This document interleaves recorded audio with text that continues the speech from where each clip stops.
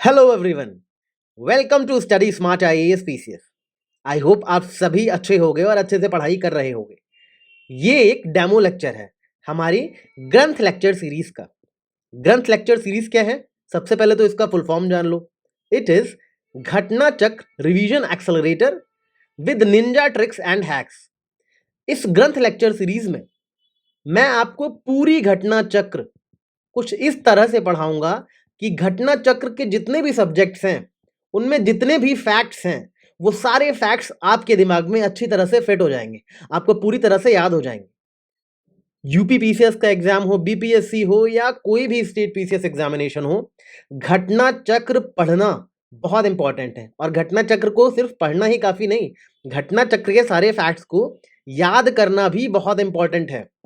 जब तक आप याद नहीं करोगे, आप सुपरफिशियल रीडिंग लोगे, आपको लगेगा कि आपने पढ़ लिया है, बट एग्जामिनेशन हॉल में आप चीजों को रिकॉल नहीं कर पाओगे। तो to fill that gap in your preparation हम लाए हैं ग्रंथ लेक्चर सीरीज। ये उस ग्रंथ लेक्चर सीरीज का एक डेमो लेक्चर है, एक ओरिएंटेशन क्लास है। इसमें आप एक आइडिया लो कि what will be the teaching skills, ठीक है, कैसे हम इसमें चीजों को याद करेंगे। आज हम फर्स्ट चैप्टर पढ़ेंगे, स्टोन एज वाला, ठीक है। उसमें देखते हैं, आप जैसे आपने भी पढ़ा होगा इस चैप्टर को बहुत बार, एक बार देखना इसको मैं किस तरह से पढ़ाता हूँ, कैसे आपको सारे फैक्ट्स इसी लेक्चर में याद करवा दूंगा कि बिना किसी होमवर्क के। आपको बस करना इतना है, अपने साथ इट वुड बी बेटर आप सामने घटना चक्र खोल के बैठो या अपने सामने पीडीएफ खोल के बैठो घटना चक्र की, और जो भी ट्रिक्स मैं बता रहा हूँ उसको साथ साथ नोट करते जाना, ताकि दोबारा लेक्चर देखने की जरूरत ना पड़े और आपकी सारी ट्रिक्स आपके इन हैंड रेडी रहें, ठीक है। वैसे तो आपको लेक्चर देखते वक्त एक बार में ही सब कुछ याद हो जाएगा, बट फिर भी I will advise you to make notes.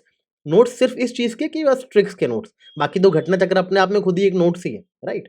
तो अभी हम शुरू करते हैं स्टोन एज के बारे में पढ़ना। दूसरी चीज, ये lecture series UP PCS prelims के लिए है, राइट। यूपी पीसीएस प्रीलिम्स के लिए तो है ही है, बट क्योंकि हम सिलेबस को यूपी पीसीएस से एक महीने पहले ही खत्म कर देंगे, इसलिए ये बीपीएससी एग्जाम के लिए भी इक्वली इंपॉर्टेंट है। जो बीपीएससी के एस्पिरेंट्स हैं उनके भी एग्जाम से पहले इस सीरीज को खत्म कर दिया जाएगा। So for both UP PCS and BPSC this lecture series is going to be a game changer. तो आप लोग अच्छे से पढ़ाई करो, ठीक है। आपकी घटना चक्र का जो फोमो है वो अब स्टडी स्मार्ट आईएएस पीसीएस पे छोड़ दो। अभी हम शुरू करते हैं स्टोन एज के बारे में पढ़ना। So let's begin. अब देखो घटना चक्र को पढ़ना कैसे होता है। वैसे तो ये पूरा पीवाईक्यू का कंपाइलेशन है, ठीक है, बट जितने भी फैक्ट्स आपके नीचे क्वेश्चन में दिए हैं ना, नीचे जो क्वेश्चन है उसमें जितने भी फैक्ट्स दिए हैं उनमें से ज्यादातर फैक्ट्स स्टार्टिंग के 2 पेजेस में लिखे रहते हैं, ठीक है। तो मैं यहीं से आपको याद करवाऊंगा। इसके अलावा कुछ एक्स्ट्रा फैक्ट्स होते हैं जो नीचे क्वेश्चंस में भी मिलते हैं, क्वेश्चंस के आंसर्स में मिलते हैं। तो मैं ये जो स्टार्टिंग के 2-3 पेज हैं वो पढ़ाऊंगा, उसमें लिखे सारे फैक्ट्स याद करवाऊंगा। उसके बाद देखूंगा कि क्वेश्चन में क्या क्या एक्स्ट्रा चीजें दी हुई हैं, क्वेश्चन के आंसर्स में वहां पे कुछ एक्स्ट्रा फैक्ट्स है तो वो भी याद करवाऊंगा, ठीक है। सारे एमसीक्यू सॉल्व नहीं करवाए जाएंगे आपको यहाँ पे, ठीक है। ये आपको फैक्ट्स रटवाने की लेक्चर सीरीज है। तो जितने भी फैक्ट्स इस चैप्टर में हैं, चाहे वो क्वेश्चन आंसर में हो चाहे स्टार्टिंग के 3 पेजेस में हो, वो सब आपको याद करवाने की जिम्मेदारी मेरी है, ठीक है। तो अभी शुरू करते हैं इस लेक्चर को। सबसे पहले स्टोन एज के बारे में पढ़ेंगे, ठीक है। स्टोन एज आपको पता है, ये सब तो पता ही है ना कि प्री हिस्टोरिक पीरियड क्या होता है, प्रोटो हिस्टोरिक क्या होता है, इतना तो पता ही होगा, ठीक है। कि प्री हिस्टोरिक मतलब जिसके बारे में कोई रिटन एविडेंस नहीं है, ठीक है। प्रोटो हिस्टोरिक मतलब जिसके बारे में रिटन एविडेंस तो है मगर जिसकी स्क्रिप्ट को अभी पढ़ा नहीं जा सकता है, ठीक है। उसके बाद हमारा हिस्टोरिक पीरियड आ जाता है जिसके बारे में सब कुछ लिखा गया है। तो ये 3 फेजेस हैं, राइट। उसके बाद हम बात करते हैं, हमारी जो स्टोन एज है वो 3 तरह की है, पैलोलिथिक, मीजोलिथिक और नियोलिथिक। ये सब तो आपको पता ही है, ठीक है। बेसिक फैक्ट्स याद करते हैं और फैक्ट्स यहाँ से शुरू हैं, ठीक है। फैक्ट्स कहाँ से शुरू है, यहाँ से शुरू हैं। तो सबसे पहले देखो, chopper chopping payable pieces tools ये कहाँ से मिले? Sohan river valley of Punjab, Pakistan. अब एक एक लाइन को आपको ध्यान से पढ़ना है, ठीक है। एक एक लाइन को ध्यान से पढ़ना है और याद करना है। यहाँ पे एक एक लाइन में हजारों फैक्ट्स हैं जो कि याद हो नहीं हो तो और एग्जाम में कंफ्यूज करते हैं, इसलिए इसको इस तरह से पढ़ाऊंगा कि आपको सब याद हो जाए, ठीक है। देखो क्या लिखा है, चॉपर चॉपिंग टूल्स कहाँ मिले? Sohan river valley of Punjab. सबसे पहले तो याद रखना है कि सोहन रिवर वैली कहाँ है? पंजाब में है। कैसे याद रखोगे? देखो पंजाब में क्या होता है, एक दूसरे को क्या बोलते हैं, जिनको आप प्यार करते हो या जो आपके आशिक होते हैं उनको क्या बोलते हो? सोनी, ठीक है, या सोना, ठीक है। गाना भी है ना, सोना सोना ऐसे करके, या किन्ना सोना लगता है ऐसे करके पंजाब में बोलते हैं ना, तो उस तरह से आपको याद रखना, किन्ना सोना लगता। तो ऐसे करके सोहन वैली पंजाब में है तो याद हो जाएगा, ठीक है। और पंजाबी लोग खाने पीने के बहुत शौकीन होते हैं। यानी कि वहाँ पे खाने पीने के शौकीन है, पंजाबी खाना बहुत फेमस है, तो पंजाबी लोग खाने पीने के शौकीन है, इसलिए हमेशा चॉपिंग करते रहते हैं, कुछ ना कुछ सब्जी वब्जी काटते रहते हैं। तो चॉपर चॉपिंग कहाँ मिलेगा? पंजाब में मिलेगा। और किन्ना सोना तैनू रब ने बनाया, तो सोन वैली कहाँ है? सोन वैली पंजाब में है। इस तरह से आपको ये पंजाब वाला फैक्ट इतना याद रखना है, ठीक है। उसके बाद एट फर्स्ट हैंड एक्स यानी कुल्हाड़ी कहाँ पे मिली है? पल्लवरम और अतिरमपक्कम नियर चेन्नई तमिलनाडु। अब हैंड एक्स का मतलब क्या होता है? कुल्हाड़ी होता है, राइट। कुल्हाड़ी यहाँ क्या लिखा है? पल्लवरम, ठीक है। पल्लवास पढ़ा होगा आपने एंशिएंट में, पल्लवा डायनेस्टी साउथ में थी, राइट। तो पल्लवास का ऐसे मान लो कि पल्लवास का जो सिंबल था वो कुल्हाड़ी था, जो पल्लवा राजा थे उनका सिंबल कुल्हाड़ी था, ठीक है। अब सच में नहीं था, ट्रिक के लिए बता रहा हूँ। कुल्हाड़ी यानी हैंड एक्स उनका सिंबल था, ऐसे करके याद रख लो, ठीक है। और पल्लवरम साउथ में होगा, मतलब तमिलनाडु की बात हो रही है, ठीक है। पल्लवास भी तो साउथ में ही थे, ठीक है। और अतिरम पक्कम, ये तो नाम से ही लग रहा है कि साउथ की कोई जगह है तमिलनाडु में, तो पल्लवरम और अतिरम पक्कम तमिलनाडु में ही याद रहना चाहिए। प्लस इनके यहाँ हैंड एक्स मिले हैं हमें, कुल्हाड़ी के इक्विपमेंट्स मिले हैं, ठीक है, कुल्हाड़ी जैसे इक्विपमेंट्स। तो इतना याद रहेगा ना, कुल्हाड़ी कहाँ पे मिली? पल्लवा में, राइट। अतिरम पक्कम और पल्लवा में, तमिलनाडु में। चॉपर चॉपिंग टूल्स कहाँ मिले? सोहन वैली में, पंजाब में, राइट। उसके बाद ये दिया हुआ है कि रॉबर्ट ब्रूस फूट जो थे वो जियोलॉजिस्ट और आर्कियोलॉजिस्ट थे। ये तो आपको याद ही रहेगा, इसमें कुछ ट्रिक की जरूरत नहीं है, ठीक है। रॉबर्ट फूट क्या थे? एक जियोलॉजिस्ट थे और एक आर्कियोलॉजिस्ट थे, राइट। इसके बाद देखो यहाँ पे नाम लिखा है येल कैम्ब्रिज टीम की एक टीम आई थी, उसके लीडर कौन थे? डे टेरा, ठीक है। इन्होंने सोहन वैली में सबसे ज्यादा वो करी है रिसर्च, ठीक है। कहाँ पे? सोहन वैली में, ये वाली जो है पंजाब वाली, इसमें रिसर्च किसने करी है? डे टेरा ने। तो बस इसको तो सिंपल ऐसे याद रखना, सोनिए मैं तेरा, ठीक है। मेरा माही कितना सोना, मैं तेरा, ठीक है। ऐसे करके याद रखना, मैं तेरा हूँ, ठीक है, मैं तेरा हूँ सोना, ऐसे करके याद रख लेना बस। कैसे भी, बस आपको याद रखने से मतलब है, ट्रिक्स कितनी भी लॉजिकल लगे फनी लगे, चीजें आपको याद होनी चाहिए, ठीक है। उसके बाद देखो बेलन वैली में रिसर्च करी गई, किसकी डायरेक्शन में? जी आर शर्मा की डायरेक्शन में, ठीक है। ये भी फैक्ट होना चाहिए कि बेलन वैली में रिसर्च किसने करी? जी आर शर्मा ने। कैसे याद रखोगे? बेलन में जी आर शर्मा ने रिसर्च करी। ये जो जी आर है इसका फुल फॉर्म मान लो गोल रोटी, ठीक है। तो बेलन से क्या बना रहे हो? गोल रोटी बना रहे हो, ठीक है। बेलन से गोल रोटियां बन रही हैं, ठीक है ना। और रोटियां कितनी बन रही हैं? चार चार, चार आप खाओगे, चार मैं खाऊंगा, ठीक है। गोल रोटियां बन रही हैं बेलन से, चार आप खाओगे, चार मैं खाऊंगा, ठीक है। इतना याद हो गया, बेलन से गोल रोटियां बन रही हैं, चार आप खाओगे, चार मैं खाऊंगा। और बना कौन रहा है ये रोटियां? ये रोटियां मदर बना रही हैं, ठीक है, मदर बना रही हैं, राइट। मदर गॉडेस का स्टैचू भी मिला है यहाँ से। तो इतनी चीजें आपको वेलन वैली के बारे में पता होना चाहिए कि जी आर शर्मा ने इसको खोजा था, ठीक है। और 44 आर्कोलॉजिकल साइट्स मिली थी यहाँ पे, ठीक है। और लोअर पैलोथिक पीरियड की चीज है ये, और यहाँ पे बोन मदर गॉडेस का स्टैचू मिला हुआ है, राइट। और ये जो बोन मदर गॉडेस का स्टैचू मिला है ये बेलन वैली से तो मिला है, बट बेलन वैली में एक जगह है लोहांदा नाला रीजन, वहां पे मिला है बेलन वैली में, ठीक है। तो मदर जो है बेलन से गोल रोटियां बना रही थी, चार आपको दी और चार मुझे दी, ठीक है। और वो बेलन वैली में बना रही थी, बेलन से बना रही थी। और वो लोहा के जो तवा होता है, लोहे का तवे वो बना रही थी रोटियां, ठीक है। इस तरह से आपको बेलन वैली के सारे फैक्ट्स याद हो गए, ठीक है। तमिलनाडु के फैक्ट्स याद हो गए और पंजाब के फैक्ट्स याद हो गए। यही मेरी जिम्मेदारी है, आपको चीजें कुछ इस तरह से पढ़ाना कि चीजें यहीं पे याद हो जाएं, ठीक है। इसके बाद ये सब तो आपको पता ही है कि जो पैलोलिथिक पीरियड था उसमें किसी को फायर का पता नहीं था, उनको फार्मिंग और एनिमल हस्बेंड्री नहीं आती थी, राइट। इसलिए यहाँ पे जब किसी कुछ आता नहीं है तो हम आगे बढ़ते हैं, हम मीजोलिथिक में चलते हैं।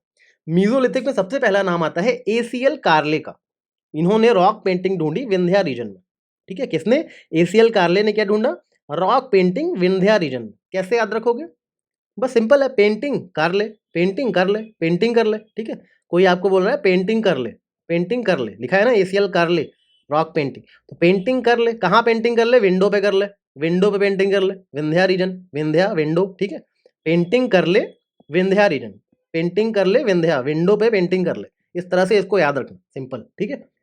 अब देखो यहाँ पे ये भी लिखा है कि जो एनिमल्स का डोमेस्टिकेशन है वो मीजोलिथिक पीरियड में शुरू हुआ। ये कैसे याद रखोगे? देखो डोमेस्टिक, मीजो, डोमेस, मीजो, थोड़ा मैच कर रहा है ना चीजें, meso, domes, right. Domestic, mesolithic, domestic, mesolithic, थोड़ा सा मैस मैस दोनों में आ रहा है, राइट। इस तरह से याद रखना, domestication of animal mesolithic period में शुरू हुआ है। और कहाँ कहाँ पे एनिमल्स को डोमेस्टिकेट किया जाता था?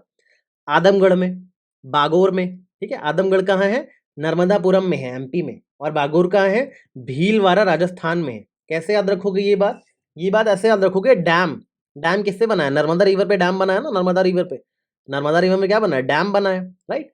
डैम बना है नर्मदा रिवर पे, और नाम भी देखो ऐसे आदम नर्मदा, लगभग सेम है, आदम नर्मदा, राइट। ध्यान से पढ़ो तो चीजें कनेक्ट कर लोगे। आदम नर्मदा, और नर्मदा कहाँ है? एमपी में ही तो है, ठीक है। बाकी बागोर राजस्थान में, ये कैसे याद रखोगे? बागोर को आप नागौर से याद रखो, नागौर पढ़ा है, नागौरी चाय पीते होगे, ठीक है। नागौर, बागोर, नागौर कहाँ है? राजस्थान में, राइट। तो बागोर, नागौर, ऐसा चीजें राजस्थान में होती हैं, इस तरह याद रखना। आदमगढ़ और बागौर, यहाँ पे डोमेस्टिकेशन ऑफ एनिमल्स के एविडेंस मिले हों, राइट। एक चीज और कि बोन्स और हॉर्न्स के जो इम्प्लीमेंट्स हैं वो भी मिले हैं। बोन्स और हॉर्न्स मतलब हड्डियों और सींग, जो हड्डी होती है और जो सींग होती है, उसके भी कुछ टूल्स मिले हैं। कहाँ पे? मीजोलिथिक साइट्स पे, जैसे कि महादहा हो गई प्रतापगढ़ में, ठीक है। प्रतापगढ़ की महादहा जो साइट्स है वहां पे मिला है बोन्स और हॉर्न्स, राइट। अभी सबको याद कर दूंगा, पहले पढ़ लो। तो यहाँ पे हड्डी और सींग के इम्प्लीमेंट्स मिले हैं। कहाँ पे? महादहा, प्रतापगढ़ में, यूपी में, ठीक है। उसके बाद पुरातत्व विमर्श एक किताब है डॉक्टर जय नारायण पांडे की, जो कि ये कहती है कि जो ये बोन्स के जो ऑर्नामेंट मिले हैं ना, हड्डियों के जो ऑर्नामेंट्स मिले हैं, ये सब सराय नहर राय, दमदमा, महादहा, यहाँ से भी मिले हैं, राइट। दमदमा जो है वो भी प्रतापगढ़ में है, उत्तर प्रदेश में, राइट। दमदमा में 41 ह्यूमन ग्रेव्स मिले हैं, और इन ग्रेव्स में से 5 जो है डबल बरियल है और एक ट्रिपल बरियल है, राइट। और एक ग्रेव जो है जहां पे 4 ह्यूमन स्केलेटन मिले हैं, वो सराय नाहर राय से मिली है। अब देखो इतने सारे फैक्ट्स हैं, कैसे याद करोगे इसको? देखो बहुत सिंपल है इसको याद करना। सिंपली ऐसे याद रखो कि कोई एक महाप्रतापी राजा है, कोई एक महाप्रतापी राजा है, महादहा प्रतापगढ़, ठीक है। कोई एक महाप्रतापी राजा है जो कि हड्डी और सींग के गहने पहनता है, हड्डी और सींग के ऑर्नामेंट्स बना के पहनता है महाप्रतापी राजा, ठीक है। और उस महाप्रतापी राजा का अपना एक दबदबा है, क्योंकि वो महाप्रतापी, उसका दबदबा तो होगा ही ना। तो दबदबा से याद रखना दमदमा, दमदमा भी प्रतापगढ़ में ही है, राइट। दमदमा भी तो प्रतापगढ़ में ही है ना, लिखा हुआ है ये देखो। तो दबदबा था, उस महाप्रतापी राजा का एक दबदबा था, राइट। तो महाप्रतापी से याद रखना, महादहा भी प्रतापगढ़ में है और उसका दबदबा था, दबदबा भी प्रतापगढ़ में है, राइट। और यहाँ पे जब किसी को राय लेनी होती थी, किसी को राय लेनी होती थी, तो वो राजा से ही लेते थे, ठीक है। राय लेनी होती थी तो उसी राजा से लोगे ना, क्योंकि वो दबदबा उसका, ठीक है। और राजा ने क्या किया था? नहर भी बनवाया था। राजा है तो नहर तो बनवाएगा ही ना। तो राजा ने क्या किया था? नहर बनवाया था, राइट। तो यह सब याद रखना कि महाप्रतापी राजा का दबदबा था और उसने नहर बनवाया था, उससे लोग राय लेते थे, ताकि आपको ये सारी चीजें याद रहे, राइट। ये सारी चीजें आपको याद होनी चाहिए। अब याद रखो कि ये दबदबा था क्यों, आखिरकार वो दबदबा इतना था क्यों? दबदबा इसलिए था क्योंकि 41 लोगों को इसने गाड़ दिया था। दबदबा इस राजा का इसलिए था, 41 ह्यूमंस को उसने कब्र में दफन कर दिया था, इसलिए दबदबा था। यानी दमदमा में आपको 41 ह्यूमन ग्रेव्स मिलेंगी। राजा का दबदबा किस लिए था? क्योंकि 41 ह्यूमन ग्रेव्स, 41 ह्यूमन को उसने दफन कर दिया था, इसलिए राजा का दबदबा था, ठीक है ना। और दूसरी चीज, यहाँ पे एक बुक का नाम लिखा है, पुरातत्व विमर्श बाई जय नारायण पांडे। इसको कैसे याद रखोगे? पुरातत्व, इसको पुराण पढ़ लो, पुराण, पुराण होते हैं ना, पुरानाज। तो पुरानाज में किसकी कहानी है? नारायण की कहानी है पुराणाज में, ठीक है। तो पुरानाज में नारायण की कहानी, इस तरह से आपको पुरातत्व विमर्श और जय नारायण का नाम याद रहेगा, राइट। दूसरी चीज मैंने आपको बताया कि राजा ने नहर बनवाया था। जो राजा ने नहर बनवाया था, वहां पे भी जब नहर बन रहा था तो लोगों को 4 ह्यूमन के स्केलेटन मिले। जब नहर की खुदाई हो रही थी तो लोगों को 4 ह्यूमन के स्केलेटन वहां पे मिले। कहाँ पे? सराय नहर राय में, ठीक है। तो इस तरह से आपको ये सारे फैक्ट्स याद हो गए। अच्छा, ये जो 41 लोगों को राजा ने दफन किया था, इसमें याद रखना ये जो ग्रेव्स थी, इसमें 5 जो है डबल बरियल है और 3 जो है ट्रिपल बरियल, एक ट्रिपल बरियल है, ठीक है। यानी कि एक में 2 लोगों को दफनाया गया, 5 जो कब्र थी उसमें 2 लोगों को दफनाया गया, और एक ऐसी कब्र है जिसमें 3 लोगों को एक साथ दफनाया गया, ठीक है। तो ये याद रखना कि 5 में 2 लोगों को एक साथ दफनाया गया और एक में 3 लोगों को एक साथ दफनाया गया, 5 और 1, ठीक है। और 2 और 3 का रेशियो याद रखना, बस इतना याद रखना। मतलब इतना नहीं भी याद रखोगे, आपको बस याद रखना 41 ह्यूमन ग्रेव्स कहाँ मिली? दमदमा में, इसलिए राजा का दबदबा था, क्योंकि उसने 41 लोगों को दफन कर दिया था। तो याद हो गया ये सारा फैक्ट्स, ठीक है। महाप्रतापी राजा का दबदबा किस लिए था? वो नहर बनवाता था। नहर में आपको क्या मिले? 4 ह्यूमन के स्केलेटन मिले। और दबदबा किस लिए था? 41 ह्यूमन ग्रेव्स। पुरानाज में नारायण का जिक्र है। इस तरह से आपको ये सारे फैक्ट्स याद हो गए। इस तरह से पढ़ोगे ना तो चीजें कभी नहीं भूलोगे, ठीक है। अगली बात की गई है मेगालिथ्स की। मेगालिथ्स क्या होते हैं? बरियल्स ही होते हैं, थोड़ा सा लार्ज स्टोन्स के बनाए जाते हैं, जहाँ पे लोग रहते हैं उससे थोड़े दूर पे, हैबिटेशन एरिया से थोड़े दूर पे रहते हैं मेगालिथ्स, राइट। तो मेगालिथ्स का याद रखना कि एक बड़ा सा बरियल्स होते हैं, ठीक है। जैसे स्तूपा वगैरह देखते हो ना, उस तरह पहले बरियल्स, ये मेगालिथ्स होते थे, बड़े बड़े स्टोन के बनाए जाते थे बरियल्स, ठीक है। और ये पोस्ट बरियल रिचुअल्स वगैरह के काम आते थे। और इनको जो है chamber, tomb, dolmens, stone alignment, stone circle, ये सब भी बोला जाता है, पिट सर्कल्स, ठीक है। ये सब क्या है? मेगालिथ्स ही हैं। बड़े से पत्थर का अगर कोई बरियल बनाया जाए, हैबिटेशन एरिया से थोड़ी दूर होते हैं, तो उसको मेगालिथ बोलते हैं। तो मेगालिथ क्या होता है ये याद रखना। दूसरी चीज जो मैंने बताया ना, पुरातत्व विमर्श बाई जय नारायण पांडे, तो ऐसे याद रखना इसको। इन्होंने ये भी लिखा है कि 17 ह्यूमन स्केलेटन्स मिले हैं rock shelter 1 of Lekhahia in Vindhya region. कैसे याद रखोगे कि जो पुरानाज में, जो नारायण की जिसमें बात की गई है पुरानाज में, तो पुराण में लिखा हुआ है, पुराण में लिखा हुआ है, लिखा हुआ है यानी लेखैया, ठीक है, पुराणों में ऐसा लिखा हुआ है कि 17 ह्यूमन बैठे हैं विंडो पे, 17 इंसान विंडो पे बैठे हैं, ऐसा पुराना में लिखा हुआ है, पुराण में ऐसा लिखा हुआ है, ठीक है। पुराणों में क्या लिखा हुआ है कि 17 ह्यूमन जो है वो विंडो पे बैठे हैं, यानी विंध्या रीजन में 17 ह्यूमन स्केलेटन्स मिले हैं। इस चीज को ऐसे याद रखना, ठीक है। Some of these were in relative pristine condition, ये सब चीजें तो देख लेना आप, फैक्ट्स नहीं है कुछ। अगला चीज है कि कहीं पे तो कहीं कहीं लिखा है कि 17 मिले और कहीं कहीं लिखा है कि 27 मिले। जैसे जॉन और लूकस हैं यूएसए के, इन्होंने बोला कि 27 मिले हैं, ठीक है, लेखैया में। तो कहीं पे लिखा है 17 ह्यूमन बैठे हैं विंडो पे, कहीं पे लिखा है 27, ठीक है, आप देख लेना इसको। दूसरी चीज, भीमबेटका के बारे में तो कुछ बताने की जरूरत नहीं, भीमबेटका तो आपको पता ही है, इसके बारे में कुछ बताने की ज्यादा जरूरत है नहीं। रायसेन डिस्ट्रिक्ट में है, एमपी में है, यूनेस्को की वर्ल्ड हेरिटेज साइट है, ठीक है। और दूसरी चीज, यहाँ पे earliest traces of human life मिलते हैं इंडियन सब कॉन्टिनेंट में, भीमबेटका की केस में, ठीक है। एलिफेंट की पिक्चर्स है, सांबर की, डियर की, ये सब तो आपको पता ही है। सबसे पहले इंपॉर्टेंट बात याद रखना कि जो ग्रेन्स है, अनाज है, वो सबसे पहले नियोलिथिक एज में प्रोड्यूस हुआ। अब म्यूजोलिथिक की बात हो गई पूरी, अब हम नियोलिथिक में आ चुके हैं, ठीक है। ग्रेन्स सबसे पहले कब आई? नियोलिथिक पीरियड में। कैसे याद रखोगे? न्यू ग्रेन्स, ऐसे याद रखना, न्यू ग्रेन्स, नया नया अनाज कब आया? नियोलिथिक पीरियड में आया। इस तरह से इसको याद रखना ग्रेन्स के बारे में, ठीक है। और नियोलिथिक के टाइम में ही पहली बार इंसानों का एग्रीकल्चर से सामना हुआ। एग्रीकल्चर कब इंसान की जिंदगी में आया? नियोलिथिक पीरियड में आया, ठीक है। और नियोलिथिक साइट्स इंपॉर्टेंट कौन कौन सी हैं? कोल्दी हवा और मेहरगढ़। कैसे याद रखोगे? कैसे याद रखोगे कोल्डी हवा और मेहरगढ़? ऐसे याद रखोगे कि एग्रीकल्चर तब हुआ, ठीक है, जब कोल्ड हवा चली, कोल्ड हवा चली, कोल्ड हवा यानी ठंडी हवा चली, ठीक है, कोल्ड हवा चली, और जब रब की मेहर हुई, जब रब की मेहर हुई और जब कोल्ड हवा चली, तब जाके एग्रीकल्चर आया, ठीक है। तो कोल्दी हवा और मेहरगढ़ नहीं भूलोगे ना। दूसरी चीज याद रखना कि ये जो मेहर हुई है, मेहर हुई है, मेहर हुई, रब की मेहर हुई, हुई बता रहा हूँ ना, यानी कि मेहरगढ़ में सबसे ज्यादा व्हीट सबसे पहले मिला, व्हीट मेहरगढ़ में मिला, ठीक है। रब की मेहर हुई, हुई से याद रखना व्हीट, व्हीट यानी गेहूं, गेहूं सबसे पहले मेहरगढ़ में मिला। और कोल्ड हवा चली, ठीक है, कोल्ड हवा चली, कोल्डी हवा, ठीक है, कोल्ड हवा में सबसे पहले क्या हुआ? राइस, कोल्डी हवा में, राइट, इस तरह से याद रखना। दूसरी चीज, ये जो है कोल्ड हवा, मेहरगढ़, ये दो न्यूलिथिक साइट्स हैं, ठीक है। यहाँ पे राइस और व्हीट का एविडेंस मिला है। कोल्ड हवा चलने से राइस बना और रब की मेहर हुई यानी कि व्हीट मिला। रब की मेहर हुई व्हीट, कोल्ड हवा चली तो राइस, ठीक है। इस तरह से याद रखना इसको। इसके बाद ये लिखा है कि पूरी दुनिया में लोग 8 तरह के अनाज खाते हैं, barley, wheat, maize, millet, sorghum, mustard, oat and rice, ठीक है। ये जो क्रॉप्स हैं ये स्टार्टिंग में वीट के फॉर्म में अवेलेबल हुआ करती थी। बाद में लोगों ने इस वीट को सीड की तरह ग्रो करा और उसके बाद अलग अलग जगहों पे एग्रीकल्चर की शुरुआत हुई। इंडियन सब कॉन्टिनेंट में लेटेस्ट रिसर्च के अकॉर्डिंग, इंडियन सब कॉन्टिनेंट में एविडेंस जो एग्रीकल्चर का मिलता है सबसे पहले, वो लहुरा देवा में मिलता है, संत कबीर नगर में, ठीक है। यानी कि अगर ऑप्शन में लहुरा देवा नहीं है तब तो आंसर मेहरगढ़ होगा, अगर लहुरा देवा ऑप्शन में है तो लहुरा देवा होगा आंसर। कि इंडियन सब कॉन्टिनेंट में आपको सबसे पहला एविडेंस कहाँ मिला एग्रीकल्चर का? लहुरा देवा में। ये कहाँ है? संत कबीर नगर में, यूपी में। कैसे याद रखोगे? एग्रीकल्चर की लहर इंडिया में आ गई संत की कृपा से, किसी संत की कृपा से एग्रीकल्चर की लहर इंडिया में आ गई, ठीक है, किसी संत की कृपा से एग्रीकल्चर की लहर इंडिया में आ गई। इस तरह से याद रखना, राइट। तो हमने देखो कितनी आसानी से बहुत डिफिकल्ट फैक्ट्स को हम याद करते जा रहे हैं। अच्छा, यहाँ पे लिखा है कि राइस का जो कल्टीवेशन है वो लगभग 9000 से 7000 बीसी के आसपास हुआ। कैसे याद रखोगे? चावल यूजुअली कितने का मिलता है? 90 से 70 रुपए की किलो तक मिलता है, 90 रुपए किलो से लेकर 70 रुपए किलो तक का अच्छा चावल मिल जाता है। तो राइस कल्टीवेशन आपको 9000 से 7000 बीसी तक कल्टीवेट हुआ, ठीक है। दूसरी चीज बताया ना कि अर्लियर एविडेंस ऑफ व्हीट कहाँ मिला? मेहरगढ़ का, रब की मेहर हुई, हुई यानी व्हीट, ठीक है। मेहरगढ़ कहाँ है? पाकिस्तान में है। 7000 बीसी में लगभग 70 रुपए किलो गेहूं मिल रहा है और 90 से 70 जो है चावल मिल रहा है, ठीक है।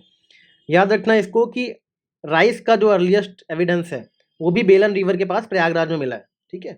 बस इतना ज़्यादा याद करने की जरूरत नहीं, 6500 बीसी में। दूसरी चीज, cultural remains from stone age to Harappan civilisation have been found in Mehrgarh. मतलब जो हमारी स्टोन एज थी उससे लेकर इंडस वैली सिविलाइजेशन तक एक कल्चरल रिमेन्स हर पीरियड के मिले हैं। कहाँ से? मेहरगढ़ के। मेहरगढ़ में हर पीरियड के कल्चरल रिमेन्स मिले, स्टोन एज से लेके हड़प्पा तक। ठीक है, तो मेहरगढ़ में याद रखना कौन सी ऐसी जगह है जहाँ पे स्टोन एज से लेके हड़प्पा तक हर पीरियड के कल्चरल रिमेन्स मिले हैं, तो मेहरगढ़ से मिले हैं। इंपॉर्टेंट फैक्ट है, याद रखना इसको। ठीक है, अब आते हैं बुरजा होम साइट पे। बुरजा होम एक प्री हिस्टोरिक सेटलमेंट है। कहाँ पे? कश्मीर में, जहाँ पे ह्यूमन और एनिमल दोनों के स्केलेटन्स मिले हैं। यहाँ की सबसे खास बात यही है कि यहाँ पे इंसान और जानवर साथ साथ मिले हैं, उसी चीज़ को अलग अलग तरीके से नीचे लिखा हुआ है। ठीक है, मेन बात है ना, बुरजा होम में इंसान और जानवर के स्केलेटन साथ साथ मिले हुए हैं और इनके सर पे ट्रेपनिंग हुई हुई है। ट्रेपनिंग का मतलब पता है? जो सर होता है खोपड़ी, उसमें छोटे छोटे छेद कर दिए जाते हैं। ये प्राचीन काल में एक तरह का इलाज किया जाता था सर दर्द का, डिप्रेशन का, इस तरह से कुछ करके। तो ये बोल्ड होल मार्क्स होते थे उनकी खोपड़ी में। ठीक है, ट्रेपनिंग बोलते थे इसको। तो बहुत सारे जो पिट्स हैं, पिट ड्वेलिंग करते थे बुरज़ाहों में। तो जो पिट हैं, जो गड्ढे हैं, उसमें वो जो है डॉग्स की हड्डियाँ और डियर की हड्डियाँ, ये सब मिली हुई हैं ह्यूमन्स के साथ साथ। बताया ना, ह्यूमन और एनिमल साथ साथ थे। ठीक है, तो ह्यूमन जो है कई बार सिटिंग पोजीशन में बैठे हुए मिले हैं एनिमल्स की बोन्स के साथ। यही सब चीज़ लिखी हुई है यहाँ पे। तो कैसे याद रखोगे? देखो, ये लिखा है बुरज़ा होम। बुरज़ा होम मतलब बुजुर्गों का होम। बुजुर्गों का होम। बुजुर्गों का होम कहाँ है? कश्मीर में है। याद रखना, बुजुर्गों का घर कहाँ है? कश्मीर में है। बुजुर्ग लोगों का होम कश्मीर में है, क्योंकि बुजुर्ग लोगों को उनके बच्चे छोड़ के चले जाते हैं, तो वो जानवरों के साथ ज़्यादा खुश रहते हैं, इसलिए जानवरों के साथ ही उनकी कब्र में भी जानवर उनके साथ साथ मिले हैं। बुजुर्गों का घर कश्मीर में है और उनके साथ साथ पिट्स में जो पेट ड्वेलिंग करते थे वो लोग, तो बुजुर्गों के साथ साथ जानवर भी उनके साथ मिले हुए हैं। ठीक है, दूसरी चीज़, इनके खोपड़ी में ट्रेपनिंग हुई होती थी। ठीक है, मतलब गड छेद होते थे इनकी खोपड़ी में, इनके जो स्केलेटन्स मिलते थे उसमें। अच्छा, जो बुरज़ा होम में पहली बार एक्सकवेशन करने आए वो कौन था?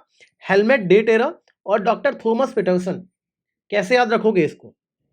मैंने आपको बताया ना कि यहाँ पे सर में छेद कर रहे हैं, होल कर दे रहे हैं खोपड़ी में, तो हेलमेट पहन के आना पड़ेगा ना जो भी एक्सकवेशन करने आएगा, वरना इनकी भी खोपड़ी में होल कर देंगे। इसलिए वो हेलमेट पहन के आ रहे थे। ठीक है, हेलमेट पहन के आ रहे थे पैटर्न को समझने के लिए। बुरज़ा होम में क्या पैटर्न है, इंसान और जानवरों के साथ साथ हर जगह क्यों मिल रहे हैं, वो पैटर्न को समझने के लिए हेलमेट पहन के आए थे। हेलमेट दे टेरा डॉक्टर थॉमस पैटरसन, पैटर्न समझने के लिए हेलमेट पहन के आए थे। इस तरह से याद रखना। ठीक है, people of Jorwe culture.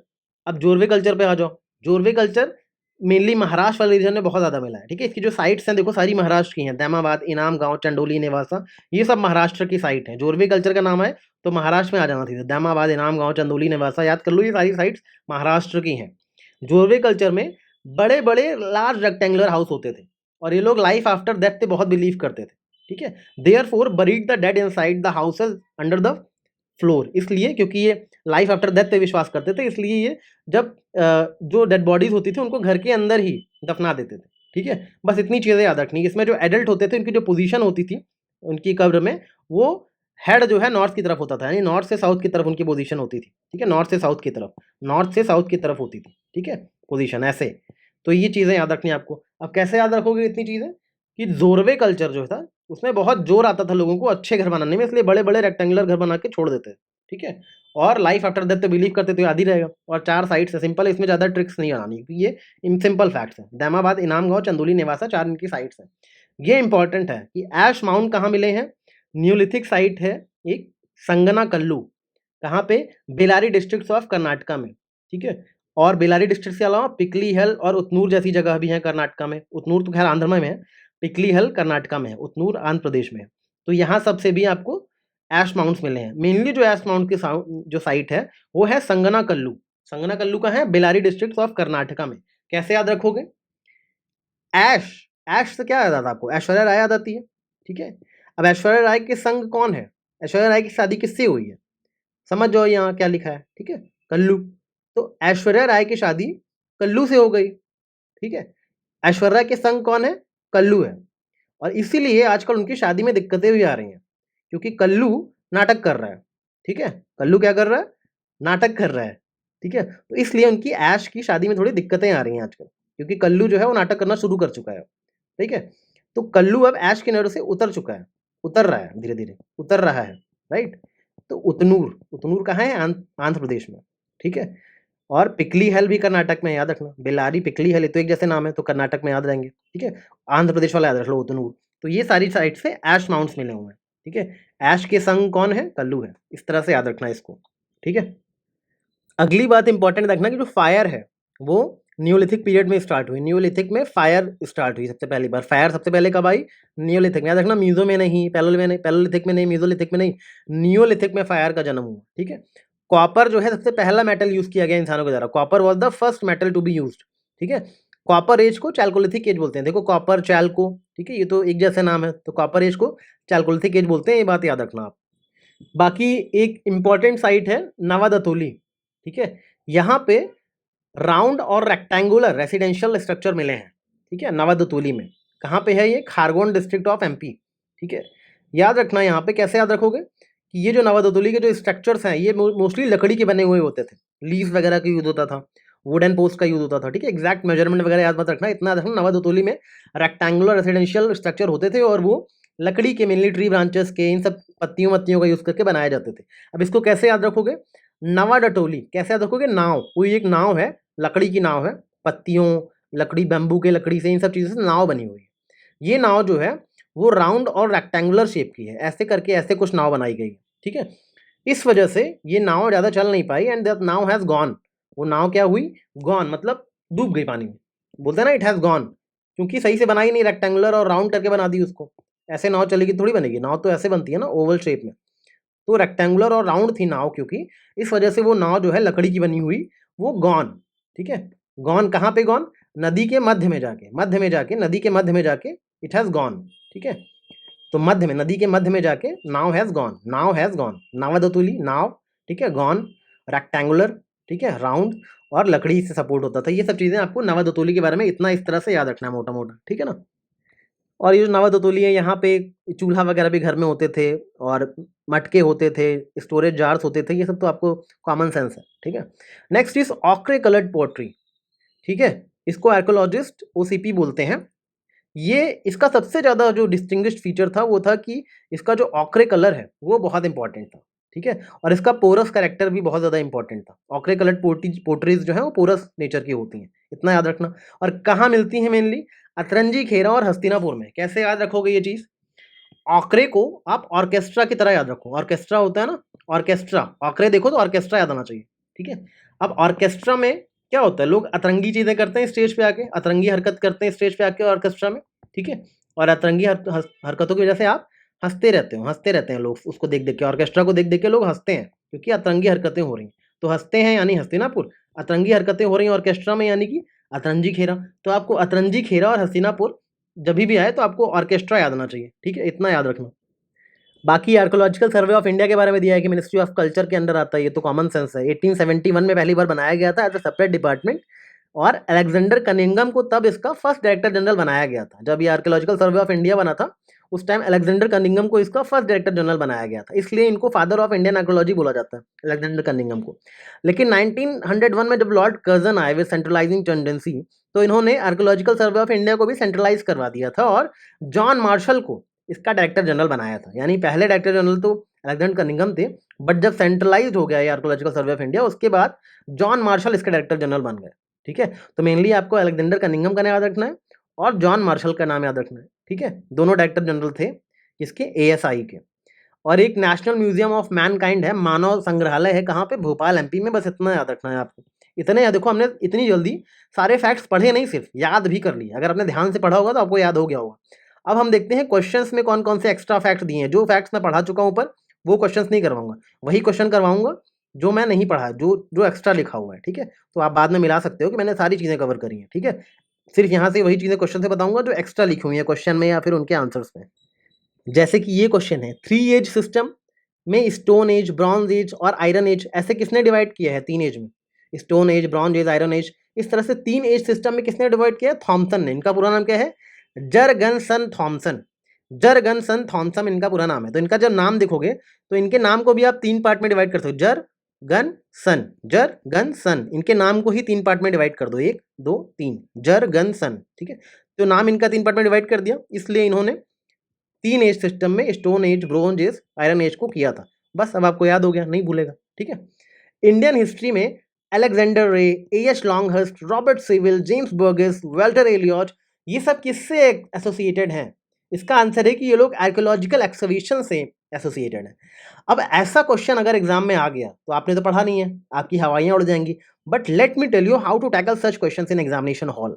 Suppose ये क्वेश्चन किसी को आपको लगता है आता होगा किसी को, बट जिसने भी कॉमन सेंस अप्लाई किया होगा और जो भी अपने प्रिपरेशन को लेके कॉन्फिडेंट रहा होगा उसने इस क्वेश्चन को करेक्ट कर दिया होगा। कैसे किया होगा? देखो ऑप्शन पढ़ो। पहला, चलो भूल जाओ इसको, आर्कोलॉजिकल एक्सकवेशन तो हो सकता है, ठीक है। सेकंड देखो, establishment of English press in colonial India. अब आपने मॉडर्न हिस्ट्री पढ़ी है एग्जाम में जाने से पहले अच्छे से, और आपने प्रेस वाला चैप्टर भी पढ़ा होगा। जब आपने प्रेस वाला चैप्टर पढ़ा था वो तो अच्छे से पढ़ते हो ना, किसने कब प्रेस का स्टार्ट हुआ, ठीक है, और क्या कौन सा पहला न्यूज़पेपर था, जेम्स अगस्टस हिकी वाला नाम, ये सारे नाम हैं। तो आपने कहीं भी एक भी ऐसा नाम पढ़ा था प्रेस वाले चैप्टर में? नहीं पढ़ा ना, तो कॉन्टेंट रहो कि मैंने प्रेस वाले चैप्टर में एक भी ऐसा नाम नहीं पढ़ा। तो ये इंग्लिश प्रेस वाला तो बिल्कुल नहीं हो सकता, ठीक है। दूसरी चीज, establishment of churches in princely state. अब प्रिंसली स्टेट में अगर कोई चर्च बनवा रहा है, वो 4 लोगों के नाम यूपीएससी क्यों पूछेगा अपने एग्जाम में कि चर्च कौन बनवा रहा था प्रिंसली स्टेट? कॉमन सेंस को हटा दो, तो बिल्कुल सिली ऑप्शन है, ठीक है। Construction of railways in colonial India. अब आपने कॉलोनियल इंडिया में जब रेलवेज के बारे में कितना कुछ पढ़ा है मॉडर्न हिस्ट्री में, डलहौजी के बारे में पढ़ा है, ठीक है, रेलवेज के बारे में कितना कुछ पढ़ा है, बट कभी इन चारों का नाम आया क्या रेलवेज में? पूरे मॉडर्न हिस्ट्री में नहीं आया ना। तो कॉन्फिडेंट रहो कि ये भी नहीं होगा, ये नहीं होगा, ये नहीं होगा, ये नहीं होगा। हाँ, ये हो सकता है क्योंकि मैंने आर्कोलॉजिकल एक्सकवेशन के नाम ज़्यादा नहीं पढ़े हैं, तो शायद यही हो, आर्कोलॉजिकल एक्सकवेशन के ही नाम हो, एक्सकवेटर्स के ही नाम हो, ठीक है। तो इस वजह से आप इस ए आंसर को सही मार्क कर सकते थे, थोड़ा सा कॉमन सेंस लगाते तो, और अपनी प्रिपरेशन को लेके कॉन्फिडेंट रहते तो, डरते नहीं क्वेश्चन को देख के, तो कर लेते, ठीक है। तो इस तरह से क्वेश्चन को थोड़ा सा दिमाग लगा के अप्रोच किया करो एग्जाम हॉल में, ठीक है। अब यहाँ पे कुछ साइट्स दी हुई थी, उनको वेस्ट टू ईस्ट अरेंज करना था, जैसे कि महादहा, ठीक है, प्रतापगढ़ में है। यहाँ पे मेनली आपको याद रखना है कौन साइड कहाँ पे है, तो अपने आप अरेंज कर लोगे। पहले यूपी आएगा, फिर उसके उधर बिहार आएगा, फिर वेस्ट बंगाल आएगा। यूपी है, ये बिहार है, ये वेस्ट बंगाल है, ठीक है।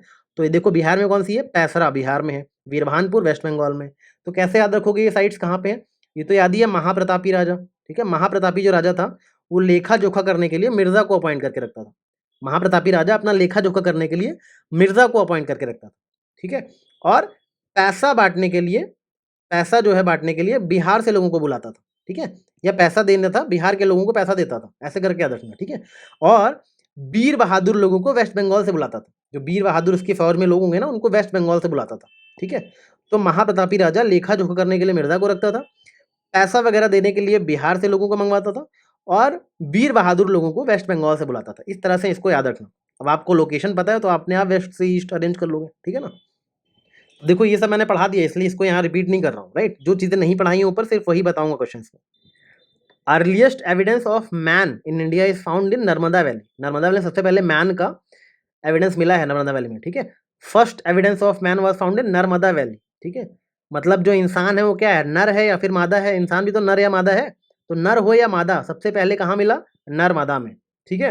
कब मिला था? 1982 में। तो जब पहली बार इंसान की खोपड़ी मिली थी ना, स्कल मिला था, तो समझ ही नहीं आ रहा था ये 19 साल के जवान इंसान की खोपड़ी है या 82 साल के बुढ़े की खोपड़ी है। 19 साल के जवान की है या 82 साल के बुढ़े की है, समझ ही नहीं आ रहा था। फिर बाद में रिसर्च किया तो पता चला, तो 1982 याद रखना इस तरह से, ठीक है ना। First human fossil was found from which river valley in India. सबसे पहला जो ह्यूमन फॉसिल है वो कौन सी रिवर से मिला? नर्मदा रिवर से मिला। ये तो मैंने बता ही दिया ऊपर, ठीक है ना। First serial used by man. सबसे पहला अनाज जो इंसानों ने यूज किया वो कौन सा था? बारले। इसको बारले नाम दिया ही इसलिए गया क्योंकि पहली बार इंसान ने कुछ खाया था सीरियल, पहली बार खाया था ना, क्योंकि पहली बार खाया तो पहली बार ले ले तू भी, तो पहली बार ले तो बारले, ठीक है। इस तरह से याद रखना। 8000 BC में ही बारले मिल गया था, ठीक है। देखो यहाँ पे वही चीज़ लिखी है कि earliest evidence of agriculture Indian सब कॉन्टिनेंट लहुरा देवा में है, बट लहुरा देवा अगर ऑप्शन में नहीं है तो फिर हर जगह मेहरगढ़ होगा राइट आंसर। जैसे देखो नीचे वाले क्वेश्चंस में आंसर मेहरगढ़ दिया हुआ है, ठीक है। ये सब देख लेना एक बार ध्यान से। With reference to cultural heritage of Uttar Pradesh which of the following statement are correct. दोनों ही करेक्ट है, इनको देख लो कि oldest evidence of agriculture Uttar Pradesh के बहुत सारे रीजन से मिला है ग्लोबली, ठीक है। उत्तर प्रदेश के रीजन में बहुत सारा ओल्डेस्ट एविडेंस ऑफ एग्रीकल्चर मिला, बताया ना, कोल्दी हवा, लहुरा देवा, सब जगह से मिला हुआ है। और ओल्डेस्ट कल्टिवेटेड फूड ग्रेन्स कौन सी है? बारले और पैडी। बता दें, सबसे पहले तो बारले मिला था और साथ साथ पैडी यानी राइस, ठीक है। बारले और rice oldest cultivated food grains है। दोनों स्टेटमेंट सही हैं, इन दोनों स्टेटमेंट को याद करना, क्या पता कहीं फिर से रिपीट हो जाए स्टेटमेंट में। बताया था ना, कोल्ड हवा चल रही है तो राइस का मिला था, पैडी राइस, ठीक है, कोल्ड हवा चल रही थी। और लहुरा देवा अगर ऑप्शन में है तो लहुरा देवा में ओल्डेस्ट एविडेंस है, लेटेस्ट रिसर्च अकॉर्डिंग लहुरा देवा में, ठीक है, लहर आ गई थी जहाँ पे एग्रीकल्चर की, संत की कृपा से। बताया था ना ये सब।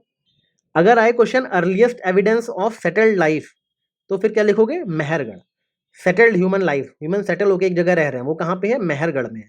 मेहरगढ़ और किस लिए इंपॉर्टेंट था, स्टोन एज से लेके हड़प्पा तक के कल्चरल रिमेन्स मिले हैं यहाँ पे, ठीक है। और अगर लहुरा देवा ऑप्शन में नहीं है तो अर्लीस्ट एविडेंस ऑफ एग्रीकल्चर भी मेहरगढ़, तो मेहरगढ़ बहुत इंपॉर्टेंट साइट है, ठीक है ना।